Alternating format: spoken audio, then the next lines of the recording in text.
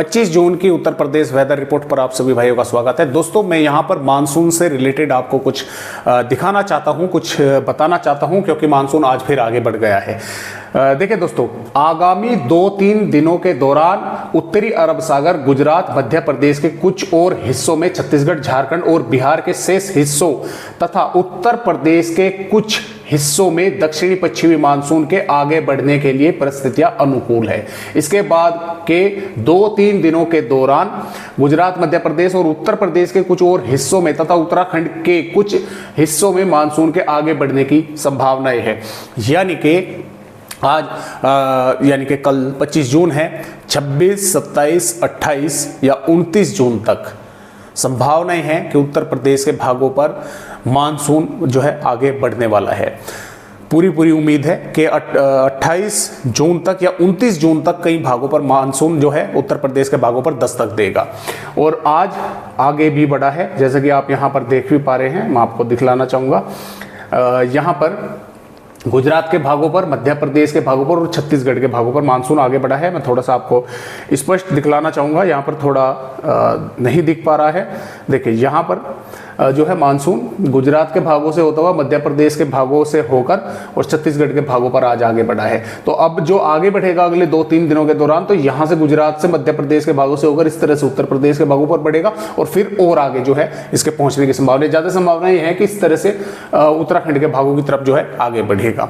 फिलहाल अभी थोड़े धीरे धीरे उत्तर प्रदेश के भागों पर बारिश की गतिविधियां बढ़ने वाली है।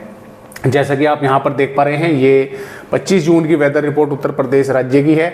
यहाँ पर ललितपुर, झांसी, महोबा, बांदा, चित्रकूट, कौशाम्बी, प्रतापगढ़ और सोनभद्र, मिर्जापुर, संत रविदास नगर, चंदौली, वाराणसी, जौनपुर, गाजीपुर, मऊ, बलिया, देवरिया, आजमगढ़, अंबेडकर नगर, बस्ती, बलरामपुर, सिद्धार्थनगर, महाराजगंज, संत कबीर नगर और गोरखपुर के कुशीनगर, देवरिया के भागों पर, कुछ भागों पर यहाँ पर बादल दिखाई देंगे। कहीं पर तो सिर्फ तेज हवाएं चलकर बादल हल्के फुल्के ही आकर रह गए या थोड़े घने हो गए।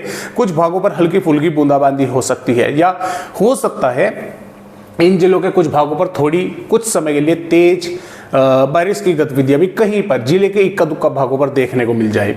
इसके अलावा कुछ थोड़े बहुत बादल सहारनपुर, बिजनौर, मुरादाबाद, रामपुर, शामली, मुजफ्फरनगर के आसपास के भागों पर भी दिखाई दे सकते हैं। बागपत, मेरठ, गाजियाबाद, गौतम बुद्ध नगर, बुलंदशहर और अलीगढ़, हाथरस, बिजनौर, कासगंज और शाहजहांपुर, बरेली, पीलीभीत, लखीमपुर खीरी, हरदोई, सीतापुर, यहाँ पर लगभग मौसम साफ रहेगा। थोड़े बहुत भागों पर छितराए हुए बादल जो है वे दिखाई दे सकते हैं। मथुरा, आगरा के भागों पर, फिरोजाबाद के भागों पर भी दिखाई दे सकते हैं। बारिश की यहाँ पर कोई संभावना नहीं है। बारिश इन्हीं भागों पर कहीं कहीं पर होने की संभावनाएं 25 जून में है। और जो बढ़ते हुए तापमान है, लखीमपुर खीरी, हरदोई, सीतापुर, लखनऊ, बाराबंकी, गोंडा, श्रावस्ती, बहराइच के भागों पर लू चलने की भी दोस्तों यहाँ पर संभावनाएं जताई है IMD ने। आगे अगर बढ़े, 26 जून में मौसम लगभग साफ है, लू की संभावनाएं बढ़ रही है, 27 में भी साफ है।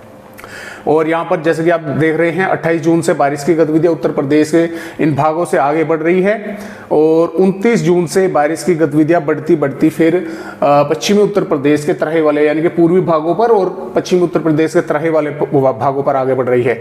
और जैसे कि आप यहाँ पर देख पा रहे हैं, 30 जून में पूर्वी उत्तर प्रदेश के कई जिलों पर जोरदार बारिश होने की संभावनाएं हैं।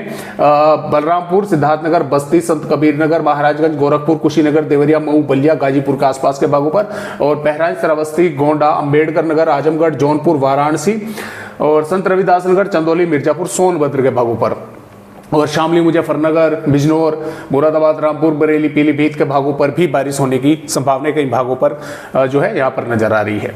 तो ये बारिश की गतिविधियां इस तरह से धीरे धीरे जो है वे बढ़ेंगी उत्तर प्रदेश के भागों पर। तो इस तरह से फिलहाल अपडेट उत्तर प्रदेश राज्य का है। आज की वीडियो में बस इतनी ही जानकारी।